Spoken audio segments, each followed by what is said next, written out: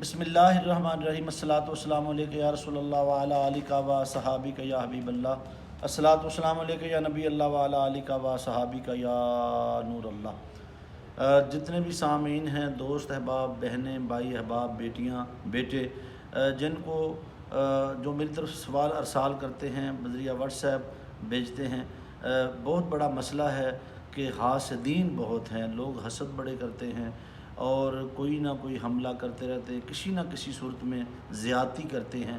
تو وہ لوگ جو کسی ایسے شر کا شکار ہوں، جن کے دشمن بہت ہوں، حسد کرنے والے بہت ہوں، ظلم کرنے والے بہت ہوں، اور ہر وقت اپنا کوئی نہ کوئی حملہ کرتے رہتے ہیں، ان کی تدبیروں کو ناکام کرنے کے لیے، ان کے جو خفیہ حملے ہیں ان سے بچنے کے لیے، ان کی طرف سے جو جادو ٹونے اور اس طرح کے حملے ہیں، یا ظاہری حملہ، کبھی کسی باہر گاڑی کھڑی اس کو نقصان پہنچا دیا، کہیں موٹر سائیکل کو نقصان پہنچا دیا، کہیں کسی طریقے سے نقصان پہنچا دیا، تو وہ جو دشمن خفیہ تدبیر کرتا ہے یا ظاہری تدبیر کرتا ہے، اس سے بچنے کے لیے، دشمن کے شر سے محفوظ رہنے کے لیے، یہ قرآن مجید فرقان حمید کا ایک بڑا خوبصورت جو وظیفہ ہے، یہ ہے سورۃ الفیل۔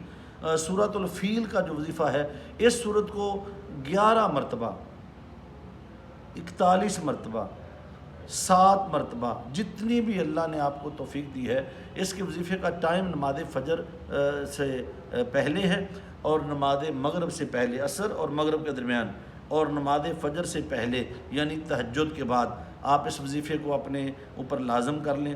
یہ 40 دن تک وظیفہ پڑھا جانا ہے۔ انشاءاللہ تعالی ہر قسم کے جو شر سے، دشمن کے حملے سے یہ آپ کو محفوظ رکھے گا۔ یہ قرآن مجید فرقان حمید کی سورۃ الفیل ہے۔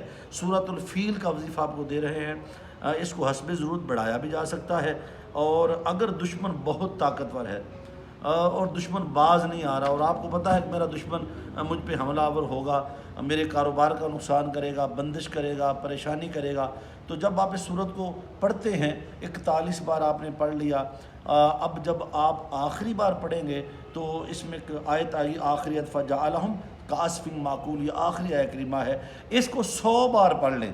جب وظیفہ ختم کرنا ہے، آپ اس کو آخری بار جب پڑھیں گی تو اس آیت کو یا پڑھیں گے تو 100 بار پڑھ لیں۔ انشاءاللہ دشمن جتنا بھی طاقتور ہو، جتنی بھی تدبیریں کرے گا، اللہ تعالیٰ ان کی تدبیروں کو ناکام کرے گا۔ آپ ہر شر سے، فتنہ سے محفوظ رہیں گے۔ دعا ہے اللہ تعالیٰ ہمیں فتنہ پرور لوگوں سے محفوظ فرمائے، آمین۔ وما علینا الا البلاغ المبین۔